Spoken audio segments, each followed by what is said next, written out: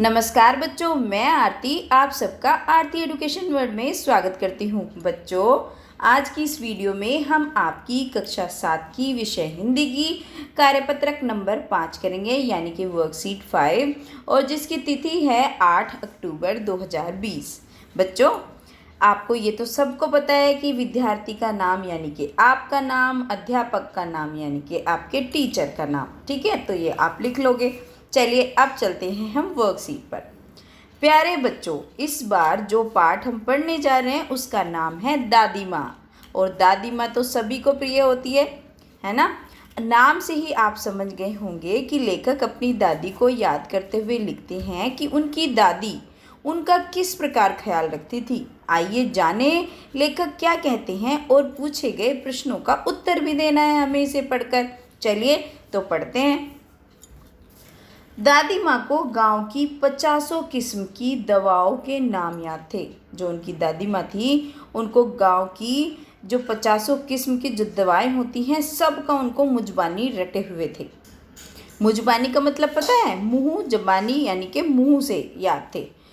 गांव में कोई बीमार होता उसके पास पहुँचती और वहाँ भी वही काम करती। अगर कोई गांव में बीमार हो जाता तो वहाँ पहुँच जाती और वहाँ भी ऐसे ही काम करती। क्या करती थी? उसका हाथ छूती, माथा छूती, पेट छूती, और फिर क्या करती? भूत से लेके मलेरिया, सरसाम, निमोनिया तक का अनुमान विश्वास के साथ सुना देती। मतलब उनको इतना एक्सपीरियंस था, उनको इतना पता था, उन्हें पता था कि इसे किस तरीके की बीमारी होगी। वो बता दिया करती कि मलेरिया है, सरसाम है, निमोनिया है, क्या हुआ है, वो पूरा कॉन्फिडेंस के साथ बताती थी।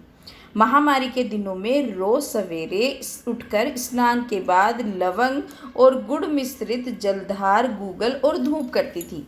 मतलब अपने आप को उससे बचाने के लिए उन्हें पता भी था कि क्या नियम अपनाने हैं, तो स्नान भी करती थी, लवंग और गुड़ मिश्रित जलधार करती थी, गूगल करती थी और धूप करती थी। सफाई कोई उनसे सीखे, और इतनी सफाई पसंद थी उन्हें कि वह सफाई क्या करती थी। मतलब दवा में देरी होती, मिश्री या शहद खत्म हो जाता, चादर या गिलाफ नहीं बदले जाते तो वो जैसे पागल हो जाती। मतलब उनको सफाई और उनके अनुशासन उन्हें अपनी लाइफ में इतना पसंद था।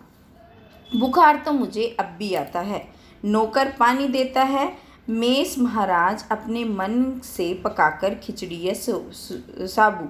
मतलब बुखार जो है वो तो सभी को कभी भी आ जाता है, तो वो भी बता रहे हैं कि बुखार मुझे अब भी आता है। जो लेखक हैं वो बता रहे हैं। नौकर पानी देता है, और जो मैस महाराज हैं अपने मन से पकाकर खिचड़ी या साबूदाने का, क्योंकि खिचड़ी और साबूदाना क्या होता है?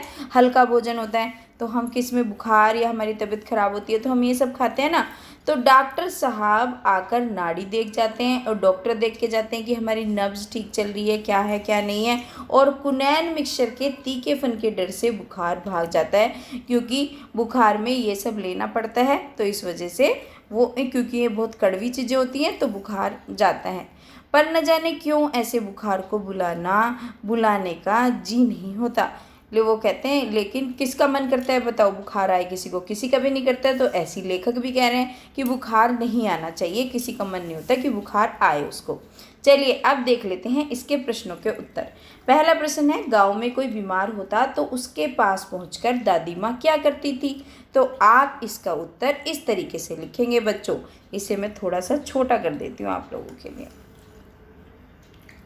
देखिए, पहले प्रश्न का उत्तर आप ऐसे लिखेंगे, गांव में कोई बीमार होता तो दादी माँ उसके पास पहुंचकर उसका हाथ छूकर, माथा छूकर, है ना, यहाँ पे आप छूकर के बाद ना कोमा लगाइए, हाथ छूकर, माथा छूकर और पैर छूकर उसको भूत से लेकर मलेरिया, सरसाम, निमोनिया तक का अनुमान विश्वास के साथ सुनाती थी। ठीक है, ये हो गया आपके पहले प्रश्न का उत्तर।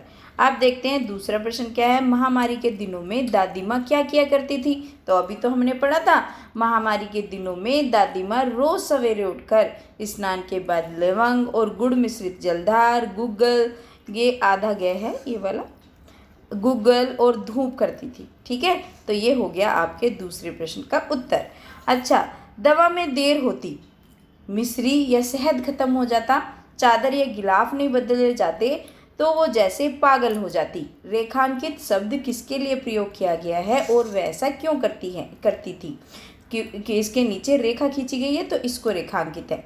तो रेखांकित शब्द दादी के लिए प्रयोग किए गए हैं। पागल हो जाती किसके लिए यूज़ करें? दादी के लिए, क्योंकि दादी माँ के जीवन में सफाई बहुत महत्वपूर्ण थी, उनके जीवन जीने का एक ढंग था।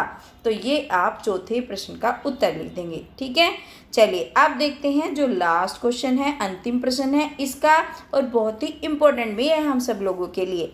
इस समय कौन सी महामारी चल रही है और उससे बचने के लिए हमें क्या करना चाहिए? इस समय कोरोना महामारी चल रही है, आप सब जानते हैं इसको, और इससे बचने के लिए क्या क्या करना चाहिए ये भी आप सब जानते हैं, बस उसे लिख दो। हमें घर से बाहर निकलते समय मास्क पहनना चाहिए, हर आधे घंटे बाद हाथ धोते रहना चाहिए, लोगों से कम 2 फीट की दूरी बनाकर रखनी चाहिए, जितना हो सके उतना कम घर से बाहर निकलना चाहिए और घर का बना भोजन ही करना चाहिए। तो ये हो गया आपके कोरोना से बचने के उपाय।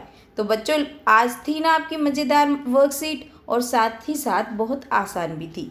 तो बच्चों अगर आपको वीडियो से हेल्प मिली है तो प्लीज़ लाइक कर दो वीडियो को, अभी तक अगर आपने नहीं करी है। अगर नए आए हैं चैनल पर तो आपको चैनल को भी सब्सक्राइब करना है और नोटिफिकेशन बेल भी दबानी है, और अपने सारे दोस्तों के साथ शेयर करना बिल्कुल ना भूलना।